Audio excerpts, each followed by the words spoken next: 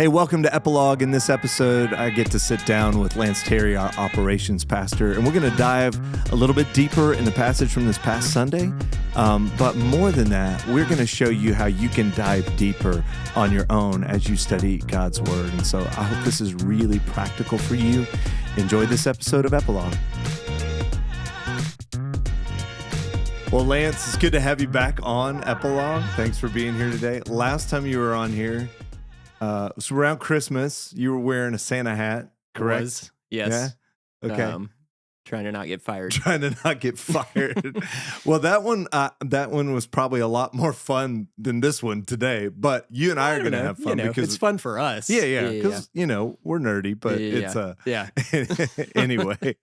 Well, man, it's been an exciting start to the year. Obviously, we're in the middle of budget season, but we're that's why I'm here to talk about your budget.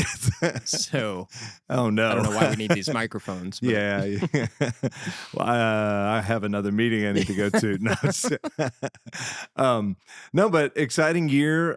We are watching our debt go down and well on the way to paying off our debt completely. We're making a ton of progress, which is super exciting. I mean, most of the time you've been here, we've had debt because we built our worship center, and to be able to get that down to zero, hopefully in the real near future, is really exciting just because of all the things we can do with that money instead of paying off a loan. So we're super thankful to have had it because it allowed us to do a lot of cool things, but we're excited to free that up.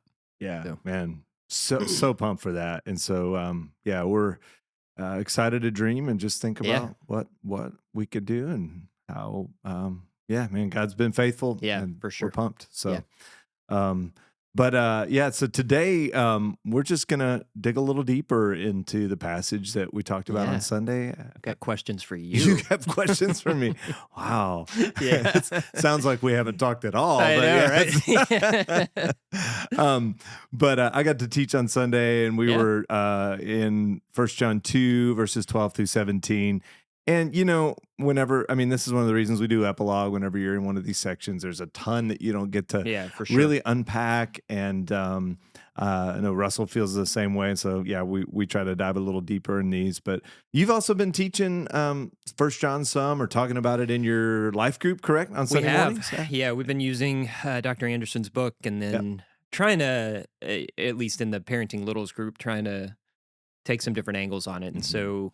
like for us, instead of just going straight through the book, we're trying to pull out some big themes. Like, 1 John's fun because you go through and you see these words that are just repeated over and over again. And so Seth Mabry and I teach that class, and Seth's a really gifted teacher. And so we've been pulling out words like love and life and light, and sort of looking at the book as a whole and going, how do we use these, and then trying to use some of those things in all of our life groups to go, what life stage are you in right now, and how does this look for you? So it's been fun. It's been fun to get so deep into a book that if I'm honest, at first I was like, I don't know if I want to study 1 John. I don't know how much, it can be a difficult book, and it's like, but it's been really good. Yeah, sounds cool, man. Yeah.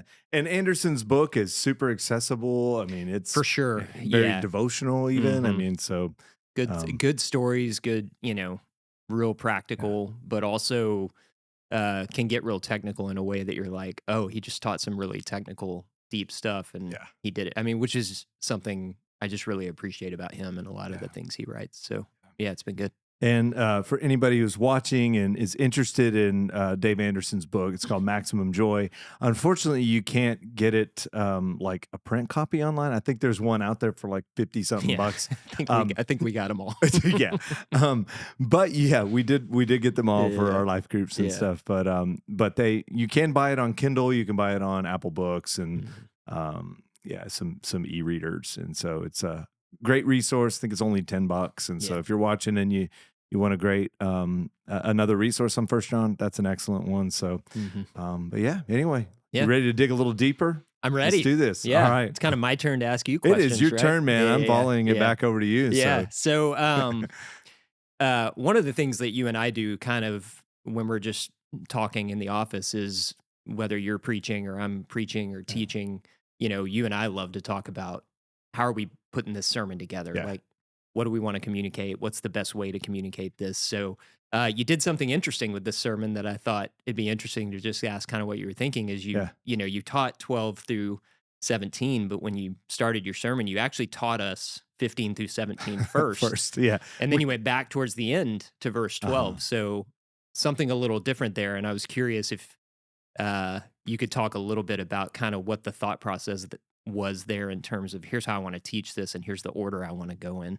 Yeah, I'll be honest, a lot of it just had to do with, I mean, I was looking at this section and almost thinking of these as two different sections, right? Yeah. And so like there's a ton in 12 through 14, and I've heard other people teach this, and they might teach 12 through 14 and then 15 through 17.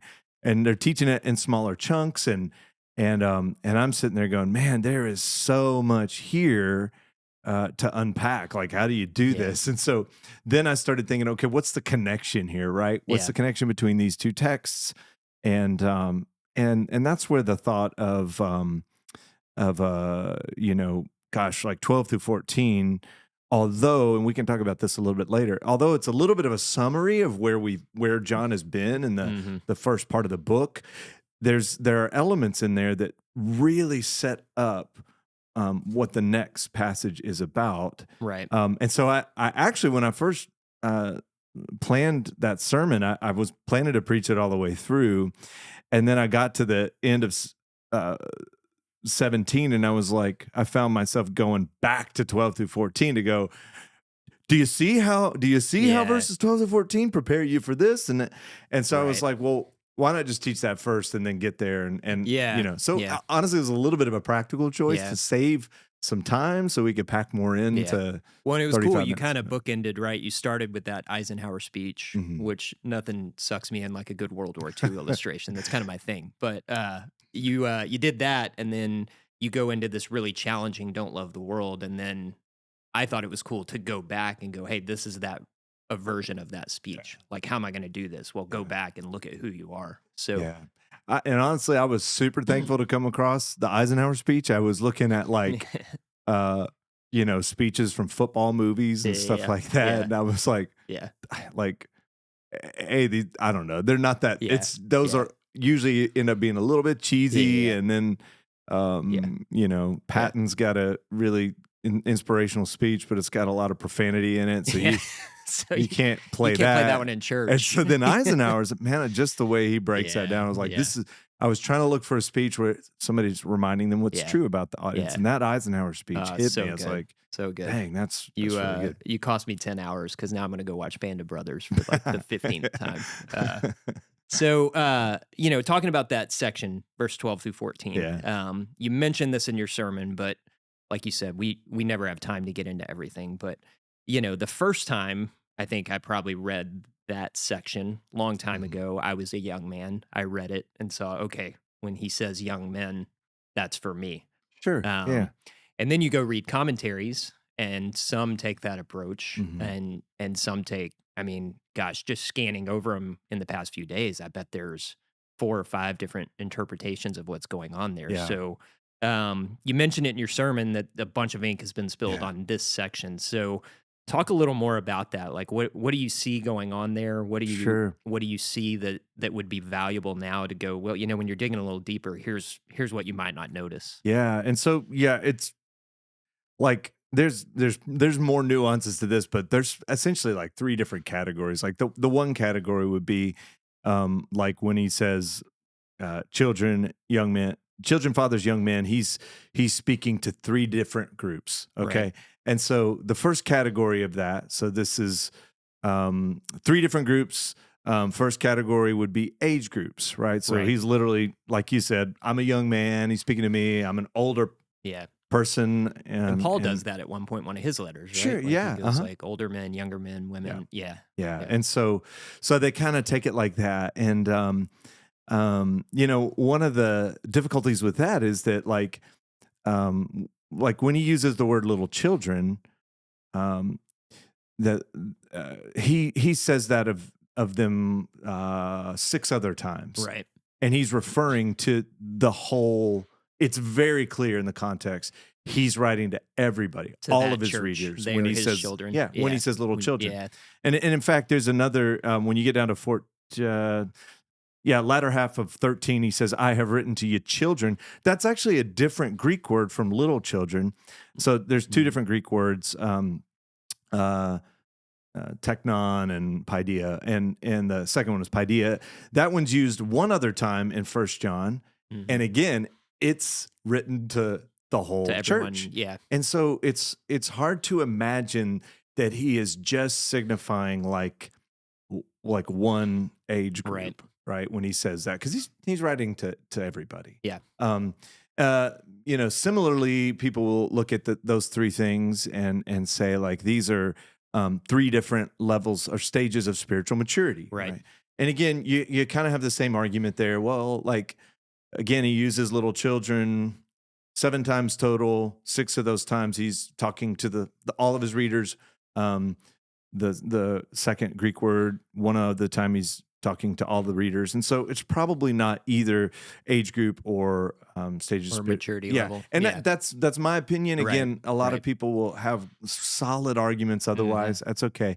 And so then second, where scholars will look at that and they'll go, okay, so we see that little children is everyone.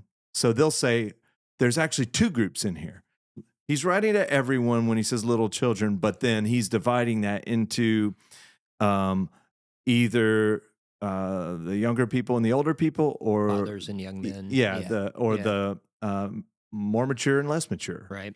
And so similar concept, just 2 groups, but either age. The same idea. You just created different groups. Yeah. And like the only issue I have with that is, he seems to use some overlapping principles here. So he says, it's not specific to each group. Exactly. You're seeing the same things. So even when he says, I've written to you, children, because you know the Father, and then he writes to the fathers who know him who was from the beginning, and it's the same perfect tense. So you're in fellowship with Father. You're in fellowship with Jesus, and so there seems to be some overlap in some of this. So, like if you look over at chapter 5, verse 4, it says, "For whatever is born of God overcomes the world," and this is the victory that has overcome the world, our faith. And so, overcoming the world, overcoming the evil one. You look at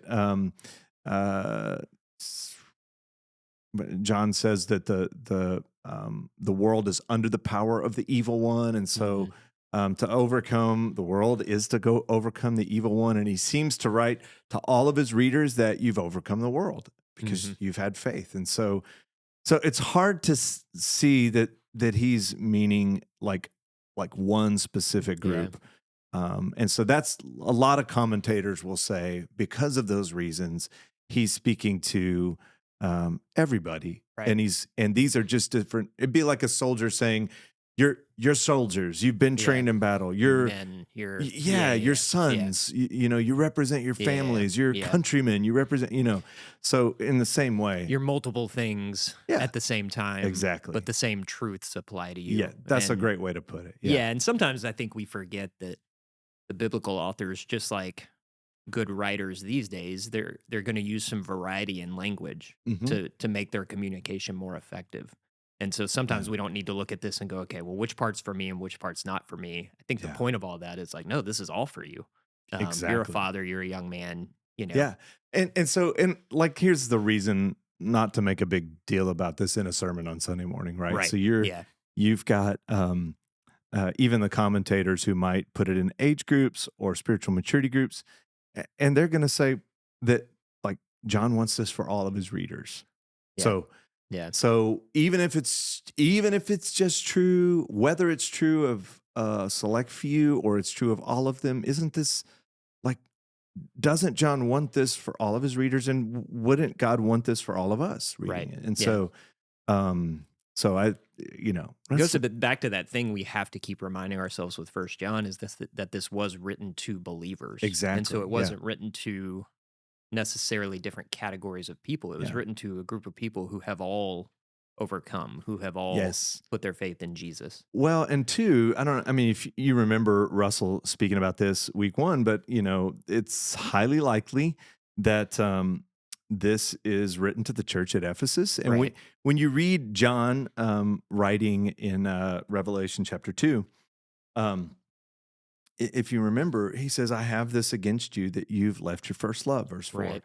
Therefore, remember from where you have fallen and repent and do the deeds you did at first. Right. And so, like, I was reading this thinking, this could be John talking to them about, like, this could be a description of who they were at the first, in the beginning. Yeah. That I mean, you're walking in intimate fellowship with Jesus, and you have intimate fellowship with the Father. You're strong. The Word of God is abiding in you, and you're walking in victory. All these things. It's like, it gives you that picture when you think of John writing to them in Revelation. Yes. Of what he's thinking of. Like, we all get those feelings of either nostalgia or we remember Mhm. when, man, that was a spiritual high. And Yes. it gives some context to that where he's going, no, remember what we've done. Remember what's true about you. Like, I you can wrote get to you apathetic. before. Yeah. You were doing well. So anyway, Yeah, no, that's good. Another tricky one in this passage, like a lot of verses in First John, is you go down there to verse 17. I think 15 and 16 or you did such a good job with that, and I always love that parallel. You go to Genesis and you look at the fall, and then you go to Jesus being tempted, and then you apply this passage to that. Yeah. It's really good. And then you come to verse 17. It says the world is passing away and also its lusts, but the one who does the will of God lives forever. And this is yet another verse in First John where we go, okay, shoot. So I've got to do the will of God forever to abide. Like, I've got to do the will of God in order forever. to live forever. Maybe. Yeah. Otherwise, am I passing away like the world? That kind of thing. So, tricky. I mean, again, we've hit on that a lot through the series, but maybe you didn't have quite as much time. Is there anything on that verse in particular, anything you came across as you studied, or things that you'd love for people to know and sort of commit to memory as they think about how to interpret that? Yeah, I mean, I think that, again, like a ton of commentaries, and sadly, like I think a ton of commentaries miss like the whole purpose of First John. Yeah, right? Like it's like a lot of commentators, theologians will say, man, First John is a test to see if you're really saved. And so evaluate your life. And I struggle seeing that language in John. I mean, clearly, like if you look at 12 through 17, he says, you're doing well. Yeah. Like, so he's writing as an encouragement to them, and warning them about some things. Like we're going to talk about this week. Russell's going to teach on the antichrists that are among them, the false teachers, or some commentators call them revisionists because they're just distorting the gospel and these truths. And so you've got like, man, they're clearly believers. He's encouraging them. It just doesn't seem like he's giving them tests to know whether or not they're in or out. Yeah. And so a lot of commentators are going to take that. The one who does the will of God lives forever. And you read that at face value and you go, that almost seems like if you do good works, you're going to heaven. Right. Most commentators like that I read wouldn't agree with that. They would agree. Right. Yeah. You can't do enough good works to get to heaven. So they'll interpret that and say, the one who's going to heaven will do good works. I mean, that if he's really saved, he will do good works. And I struggle with that language here as well, because we've been talking so much about abiding and what that looks like. And when you even pointed out a better word, correct me if I'm wrong, the one who does the will of God, the better word would be abides forever. Abides correct? forever. Instead of lives forever. It is the same word we've used like back in, I mean, just all over the place. Verse 10, the one who loves his brother abides in the light, and there's no cause for stumbling in him. And, the word abide has come up over and over and over again. Jesus uses it. Which brings us more back to fellowship, right? Right. Instead of staying in relationship, we're trying to have deep fellowship with God. And And so that when you change that word, the one who does the will of God abides Hmm. forever. Now I'm starting to get it. That when I do the Yeah. will of God, I'm abiding and I'm Right. experiencing that deeper fellowship. Yes. And I mean, he's been there in chapter 2. I'm just looking back at this, but he's saying things like, "By this we know that we have come to know Him, have deep fellowship, if we what keep His commandments." Yeah. Um, Yeah. the one who says, "I have come to know Him," and does not keep His commandments is a liar. Like you don't really know Jesus deeply if you're Right. not walking Right. in obedience. Yeah. Like you may have a relationship with Him, but you're sure not cultivating it. You're Mhm. not cultivating a heart of obedience. Whoever keeps His word, in him the love of God has been perfected.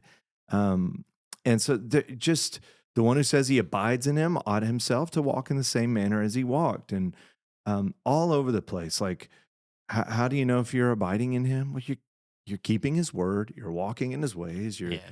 you're cultivating a heart of obedience, not just keeping the letter of what He says, but Mhm. truly cultivating that heart of obedience. And so, I just take this as the one who ab- does the will of God, abides with Christ Mhm. now, abides Yeah. forever. Yeah. And Well, and uh, in practice, I think, it's one thing to interpret, but I think really we all kind of know that to be true, yeah, right? Like we all know that we have those times when we really feel like we're in God's will and we're mhm, being obedient and we experience like the joy and the freedom in that, right? Like you see yeah, people come out of regen, right? And they've they've worked on those sin struggles and now they are more in God's will. They are more obedient. They are practicing their faith and there's joy and there's fellowship with that. And when you remove that burden of, okay, do I need to do all that to make sure I'm still in? right. Then you get to experience that joy and fellowship. Because I've told you, I remember in my 20s listening to a couple of pastors talk, and man, it was just a lot of that, well, maybe you're not really saved Yes, language. Like, right. oh, you don't do enough evangelism. Like, oh, you're Yeesh. struggling with that sin. Oh, Was your in the questions then become, was your experience real, and did you yeah, really place your yeah. faith? And And you're like, gosh, if I really come forward and really get baptized this time, does it count or does right, yeah? So yeah, it can be a burden. yes, Um, one thing and I wanted to ask you with all of this, some of the things we're talking about. So we get into these things and we start to interpret them and we start to go, okay, well, if you look at it, the mm, language is this, or even that verse 17, like, oh, well, a better word is abides.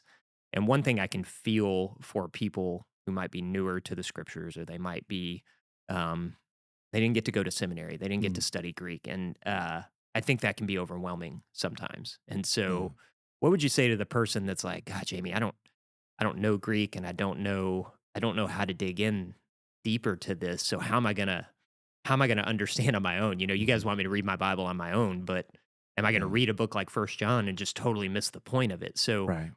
hopefully that question makes sense. No, But it what totally makes sense. I mean, and so some principles. First, I would just say context yeah, is is the is a great place to start. yeah, Context, like, gosh, when you read chapter 1, like, and John says, "These things we write so that our joy may be complete." Verse 3, um, what we have seen and heard, we proclaim to you also. We proclaim to you also, so that you too may have fellowship with us. And indeed, our fellowship is with the Father and with the Son Jesus Christ.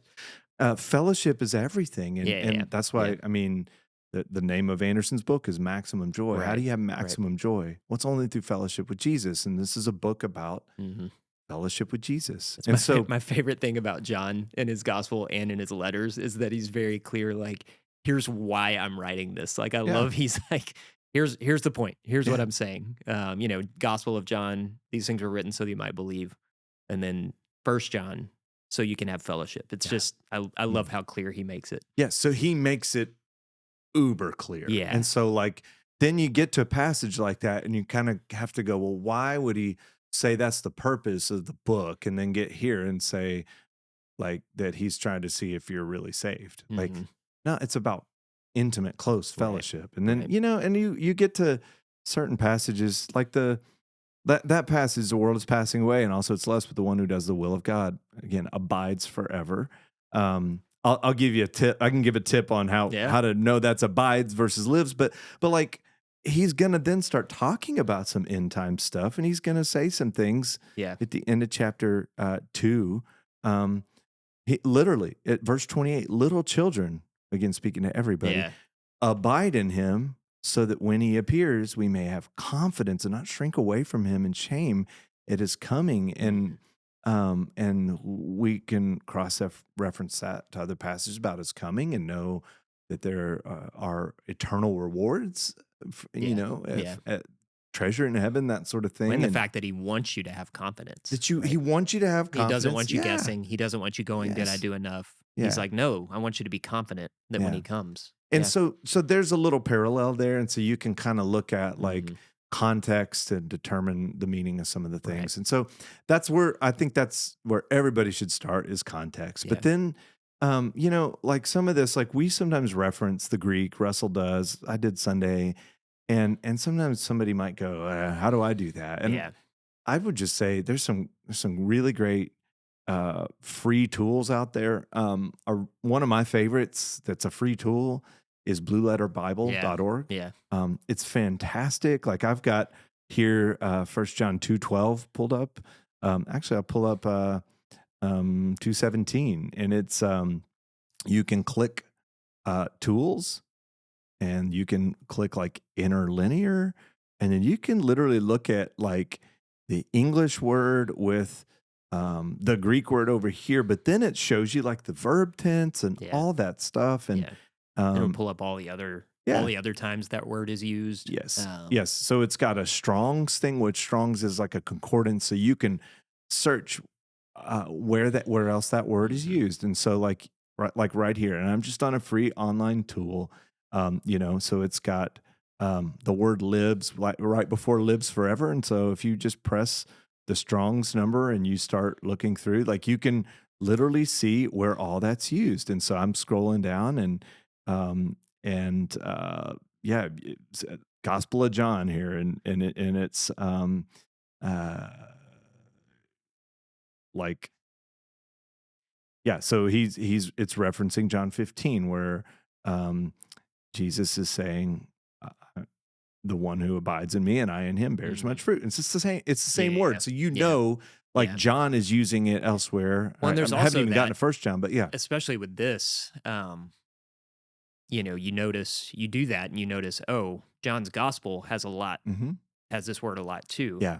That's one of the things I like to do is go, well, okay, how does this author use that word? Yes. So you may have some words that Paul uses and John uses and Yeah. that's all good. But you go, okay, well, John seems to use this word a lot. And then you go, well, that's in John 13 through 17, right? Like, so then you go, well, that must be really important because Yes. he's using these same words a He's lot. using the same words. Yeah. And then I'm going to go, so now I'm going to, okay, well, I guess I need to go read John's gospel Yeah. again and try to get some. Well, and what you're hitting on there too is like, so concordance studies are fantastic. And again, there's like tools like blueletterbible.org. So you're looking at where else is that word used. And the best place to start is look in the book itself, like where is it used in that author's in the book. And then you go outside of that. Right. The next step is where else does this author use it? So for the book of John, the Gospel of John, written by the same author, maybe look at Revelation, 2nd and 3rd John, and see where else he uses it. And that's going to give you a really good idea of what that author means when he uses that word. Right. And then you can look up some of the like verb tenses and everything else through some of these tools, but it really helps you understand what the passage means. Yeah, like, we really live. I mean, we live in such a cool time because we've got so many resources available to us. And I would say sometimes, there's this idea that those of us went to seminary and we took these languages, like it's some magical thing. And it's like,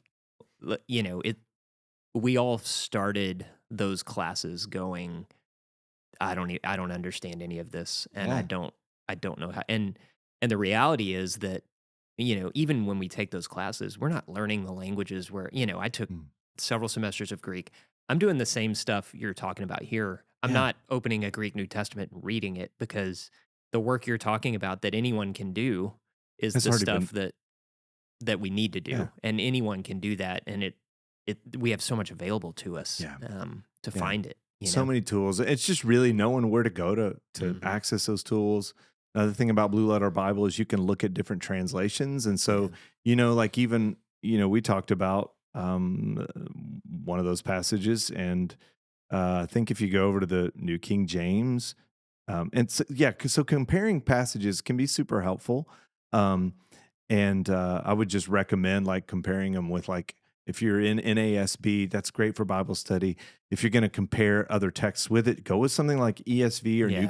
Yeah. New King James, which is going to be more like literal Yeah. word for word translation. And yeah, it's Yeah. really helpful to And do that's where that. it can get fun because you go, okay, Hmm. well, New King James says this, ESV Yeah, says this. yeah. What happened here? You know, for the most So part, it's gonna be the same, but what where, happened? yeah, And so then you might want to go, well, let's look at that word a little bit. So, like as an example, 1 John 2:17, the New King James does it translates it, he who does the will of God abides forever.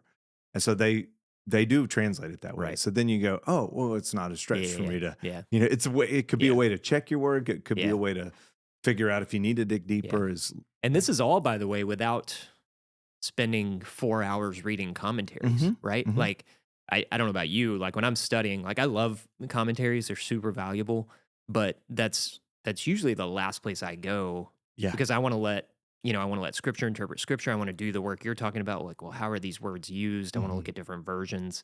And all of that is just with the online resources we have, that's a few clicks Yeah. to do all of Absolutely. those things. Yep. Um, Before you even go to a comment, so you may solidify like, man, it seems pretty clear he's saying this, and then go check your work with some commentaries and yeah. yeah, So yeah. And also just I think one thing I wish I had learned earlier is commentators, I value their work and they're mm, they're brilliant people. That doesn't mean they're always right. And you exactly. know that because they don't agree with each other. Yes. And so never go to early on when I would study the Bible, I'd go read a commentary and it was almost like I was reading the same thing as scripture. Well, this guy Mhm. says this, so it's true. And it's like, no, if you want to go that deep, which I don't think it's necessary for Yeah. everybody, but if you want to go that deep, commentaries, every single commentary that's ever been written, the guy is probably wrong about something Yeah. in there, right? So you know that going in and go, okay, well, this person has studied more than me, but Yeah. I still need a sort of a critical eye as I read Yeah. through this. Yeah. And that is where how do you develop a critical eye? You use some of these tools and Right. figure Yeah. out like you try to figure out what the author is Yeah. saying, Yeah. and then you then when you read a commentary, it's not just checking your work. You're going, well, that doesn't match with what I Right. just studied, Yeah. right? Like, Yeah. and I did that with some of the First John commentaries. Like, there's a Yeah. bunch out there that are super helpful when it comes to some of the maybe historical context or like Yeah. even some of the like deeper language stuff that these Mhm. guys dream in New I think you Testament and I Greek. both, we always go to a series called the Word Biblical Uh-huh. Commentary, right? Yeah. Because it's got so much on the languages and stuff, Yes. but each one's written by a different author. Exactly. And some I really don't agree with. Yeah. Way back when we did Second Peter, like the Uh-huh. Word Biblical Commentary was super helpful to me. I Mhm. totally disagree with the author of that on who Yeah. wrote Second Peter Yeah. because they Uh-huh. kind of don't think Peter wrote it. So, Well, um, so yeah. you gotta learn how to use them. Yeah. Is the point? Well, and like if somebody's tracking with First John, they may want to go a little deeper. Like I'll tell you, like a great commentary is Zane Hodges, First John, Yeah, yeah, the epistles of John. really I think good. it actually covers First, Second, and Third John. But Hmm. he's uh, Dave Anderson studied under Zane Hodges. Other Hmm. people I know did, and so Yeah. he And he does also writes in kind of an accessible way. very accessible. He's Yeah, he's not too wordy. not over technical. But just Yeah, brilliant. yeah. I can't tell you the number of times, and unfortunately, he didn't write something on every single book in the Bible, I know, but right? the number of times that I'm able to go to his work and Yeah, go, "Oh, that's where I was trying to get," and yeah, he said it in the way that needed to be said. yeah, So yeah, if you can get a hold of his stuff, yeah. it's great. Very, very helpful. And yeah, but again, going back to like that verse 17, I think the beauty of First John is often missed. Yeah, yeah. And when we kind of go off track, Russell and I talked about this a little in a previous podcast. When you go Hmm. off track a little bit on these are tests for salvation, or Yeah, this is yeah. I just think you miss the beauty of it because then, Hmm. man, like if you're a really mature Christian, you go, this isn't for me, man. Right. I know I'm saved. Like, Yeah, so a whole book of the Bible, you're just going, this isn't really written yeah, like for me. yeah. Like, and or maybe it's just, hey, don't get to a bad place in your life Right. ever, or you might not be saved. Like, and I just really struggle with Hmm. any interpretation like that, because I think you miss the beauty and the depth of what John is trying to teach us, and it's about abiding with Jesus. Right. It's like he's taking, like passages like John 15, John 17, and just unfolding them for us and showing us like this is what it looks like practically to walk in that. Yeah, I mean, you think about it like John 15, 17, like sitting in the room with him, like experiencing that. Yes. And then you can feel him writing First John. Yes. Going, I just want you to understand that same feeling. Which is why he says, I was there. I touched him. I saw him. Like John wasn't in the room with Jesus making him question, Yes. Are you really my follower, right? Right, like right. he was just in the best way enjoying fellowship with Jesus. Yes. Yeah. And he's telling everybody, I want you to enjoy what I got to experience. Right. And and you can. Yeah. And so that's the beauty of this book. And yeah. I really, I hope each week, as we're going through it, that people are getting that and seeing that and discovering the beauty of walking closely with Jesus. Well, I think they are. I mean, gosh, I just met with a guy yesterday that I'm sort of mentoring a little bit, and working through, like all of us, working through some sin struggles, and just talking about how his perspective has changed. He said, I always tried to avoid these things because I just was trying to not do them, and just felt the burden of that. And he said, now I'm focused on fellowship with Jesus. Yeah. And the results are, I don't desire that thing as much. Yes. I desire him more because I'm trying to fellowship with him. And that's the point, right? Like, I think our people are, and I know I am too, we're starting to understand that. That's why we're going through the book. That's why this was written, so that we can experience that. Yeah. Yeah. And it's beautiful. Yeah. So cool. Good. Hey, Well, man, thanks man. for Yeah. digging deeper. This was super fun. A little too nerdy? Not too nerdy? I don't know. It was pretty nerdy, Yeah, but hey, that's okay. We can, I'll nerd out with you anytime, Lance. So thanks for being Yeah. here. Thanks, man. And thanks for joining us. Hope you enjoyed this episode, and we'll see you next time.